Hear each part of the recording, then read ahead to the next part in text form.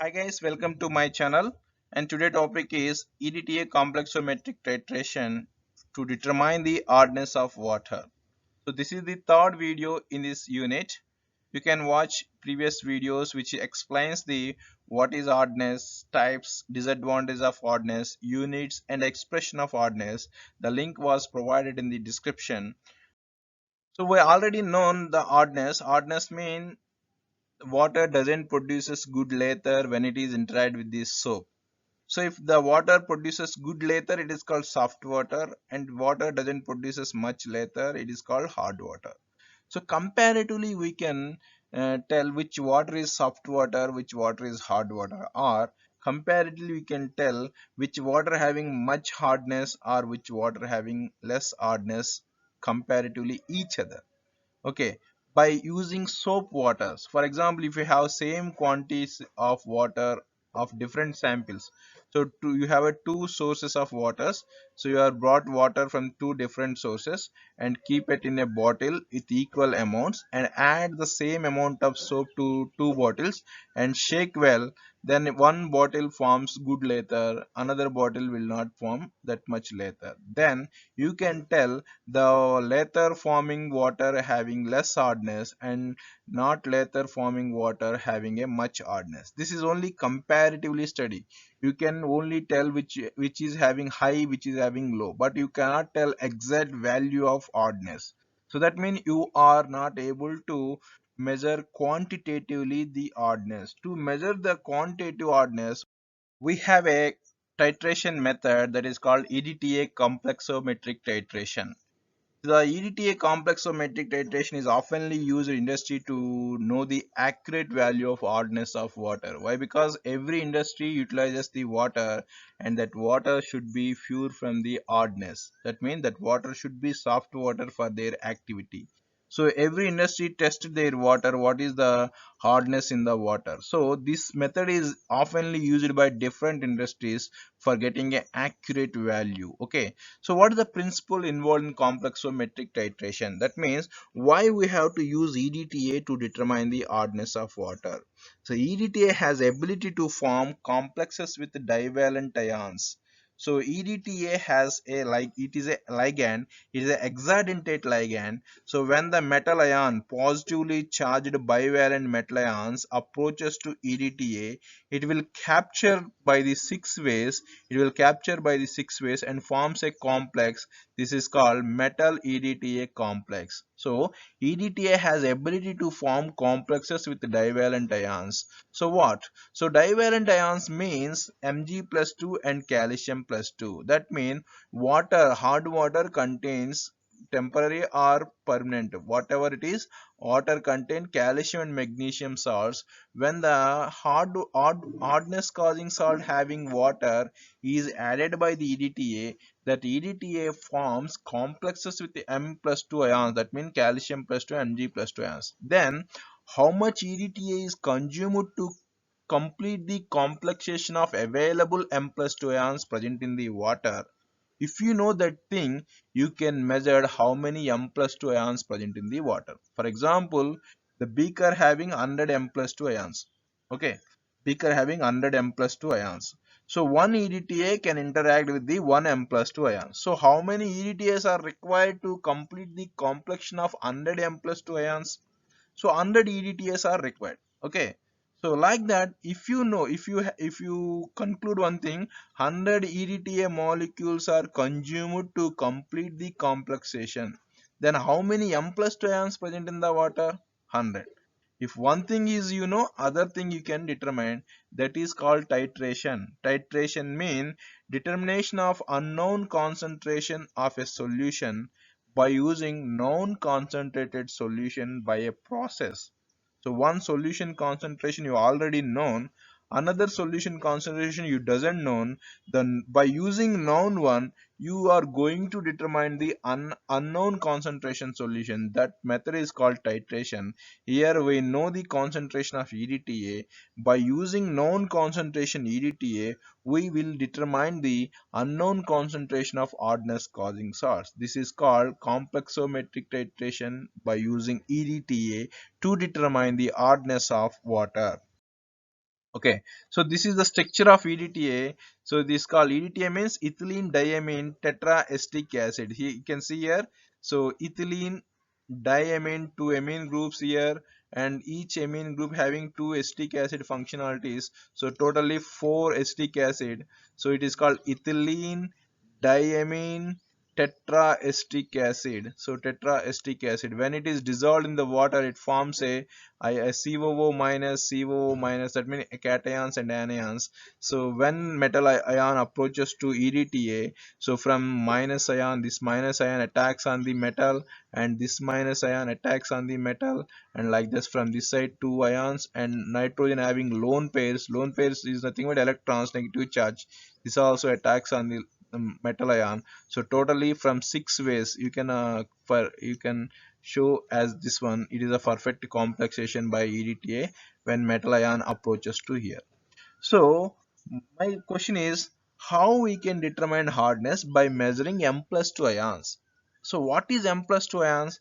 Here definition is, if you measure the how many M plus 2 ions present in the water, that is equal to hardness of water. How it is equal?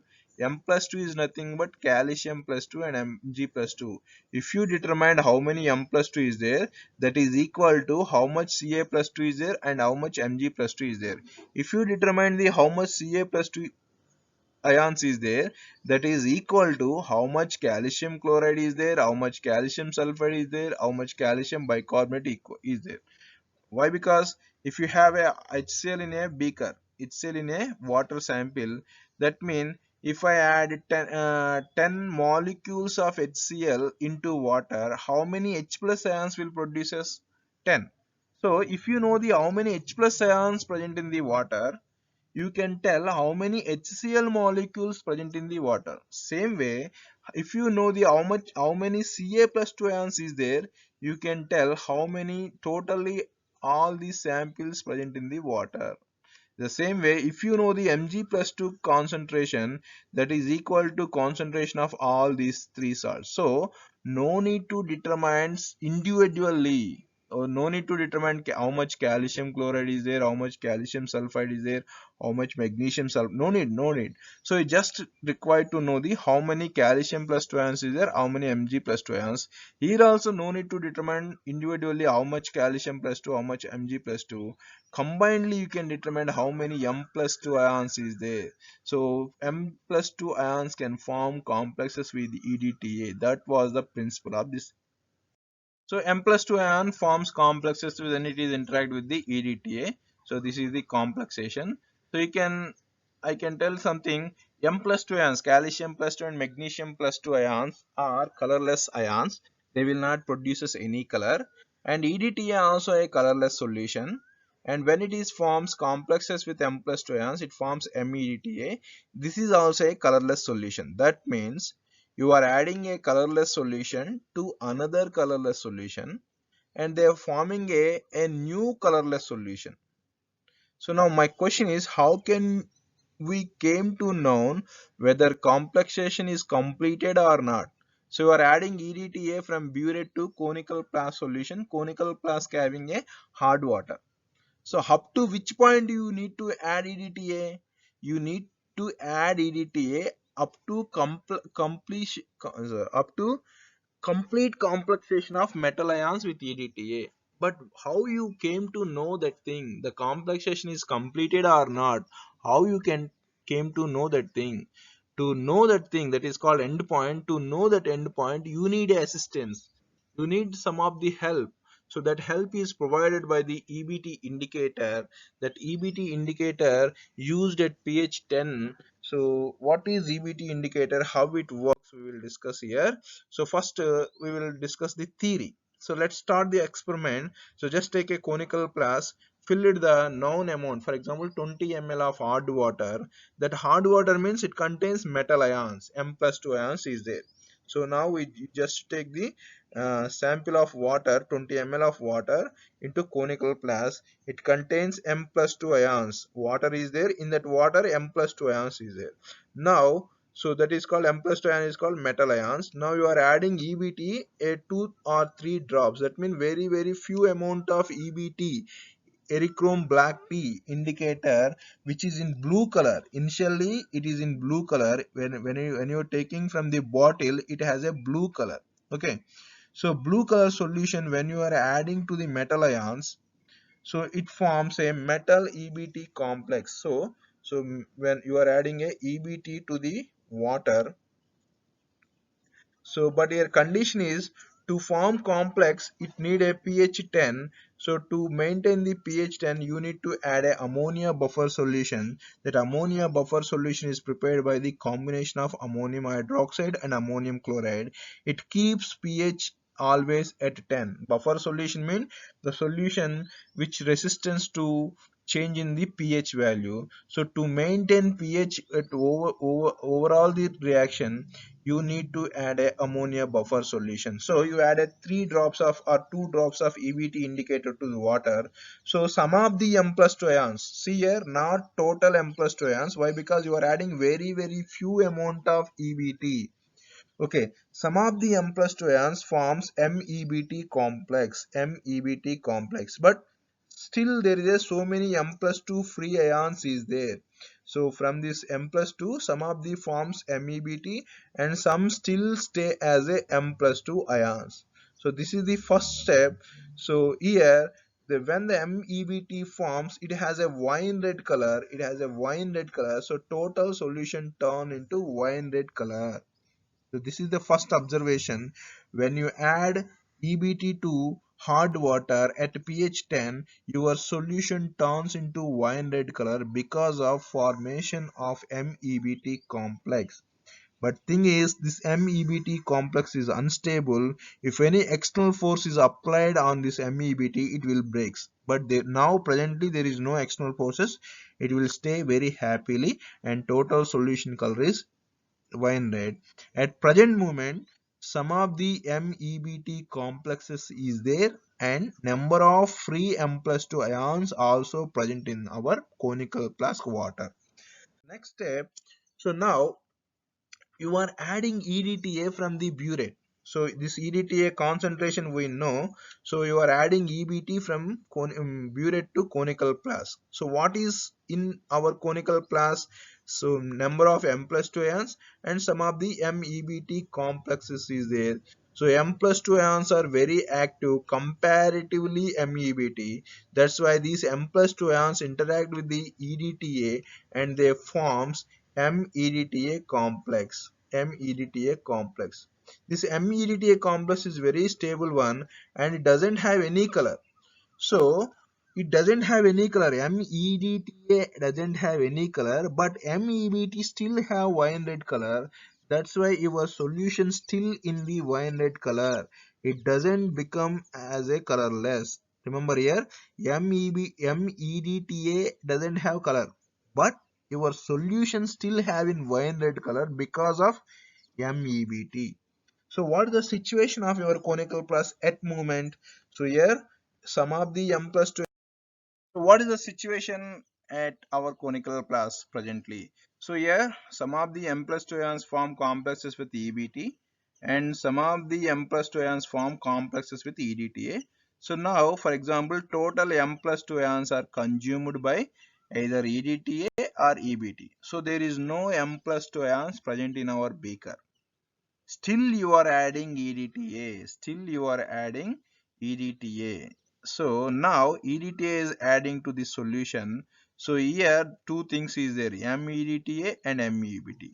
Now added EDTA, the possibility to interact with MEBT but not with MEDTA. Why? Because if it is interact with the MEDTA, it will produces again MEDTA. That means there is no reaction. That's why this EDTA, newly added EDTA, will go and interact with the MEBT. So MEDTA is going to interact with the EDTA. So EDTA pulls off M plus 2 ions towards it. Why? Because here MEBT is unstable complex. If M plus 2 form complexes with EDTA, it will be stabilized. So here MEDTA is very stable comparatively MEBT. So I already told every object in the universe wants to be stable. So that's why unstable MEBT and a metal ion thinks if I am with EDTA, I will be stable. That's why I will leave from EBT and join with EDTA. So this metal ion joined with EDTA and forms EDTA complex. So you can see here MEDTA is there, it is not disturbed anything, but MEBT, here MEBT converting into MEDTA, and this EBT come as in free state. It comes out from the complexation, it is in free state, free EBT having a blue color. So that's why your solution turns into blue color, your solution turns into blue color. If once your solution come into blue color means, so all M plus 2 ions involved in complexation with EDTA, that is the amount of EDTA to consume all M plus 2 ions. So now you need to stop titration. That was the end point. You can measure the volume of burette and measure as a volume of EDTA. You already know the concentration of EDTA. Now you came to know the volume of EDTA, and you know the volume of water 20 ml. By that you can easily determine the concentration of hardness by the following dilution law. So M1 V1 is equal to M2 V2. So this is the process up to now what we did here. So 20 ml of sample of hard water. So if it is called as a V2, so take a pipette out in the conical flask and titrate it against EDTA. The concentration of EDTA is M1 in burette and buffer solution indicator, and total process we done, and finally we measure the EDTA volume. So that is V1. We know the M1 mean EDTA concentration, V1 volume of EDTA, and M2 we need to determine this thing, and V2 is 20 ml we know. So M2 is equal M1 V1 by V2. So this is the molarity of hardness. So this is the final formula. How it comes I will explain. Before going to that, this is the molarity of EDTA, molarity of hardness of water. Okay, so molarity of hardness water we determine up to. Okay, so molarity means moles per liter, moles for 1 liter. Mole mean weight for molecular weight, but hardness always expressed in terms of CaCO3. So CaCO3 equivalent hardness formula is equal weight of hardness producing salt by molecular weight of salt. That means weight by molecular weight, this is called mole, right? This is called weight by molecular weight is called mole. So we have a mole, we have a mole here. Moles per liter is called molarity. That means this value is mole for 1 liter. Okay, but if you convert the CaCO3 equivalent, you need to calculate, you need to multiply with molecular weight of CaCO3, that is equal to 100. Okay, that is equal to 100. This is the M2 and this is the 100, but this M2 is for 1 liter. 1 liter, 1 liter means 1000 ml, but ppm means 10 lakhs ml. If you multiply 1000 into another 1000, it will become 10 lakhs. That's why to convert into ppm you need to multiply with 1000. So this is very important. This 100 for converting CaCO3 equivalent and this 1000 for converting into ppm. So finally the CaCO3 equivalent hardness in ppm is equal, what you get here, M2 value and into 100 into 1000. So M2 means M1 V1 by V2 into 100 into 1000 ppm. This is the final answer of the hardness of water. Like that you can determine the hardness of water. Here basic principle is EDTA has ability to form complexes with divalent ions. So if you know the how much EDTA consumed, you can determine the how much hardness present in the water. Throughout the experiment, what you find finally, you just measure the how much EDTA consumed from the burette. Volume of EDTA only you measured during the titration. Then by substituting in the formulas, you finally determine the hardness of waters in terms of CaCO3 in ppm. So this is the topic for today. So tomorrow, next topic we'll discuss it about the potable water, how the potable water is processing for human consumption and sterilizing agent, desinfection agents. We will discuss in the next topic. Thank you for listening. Thank you very much.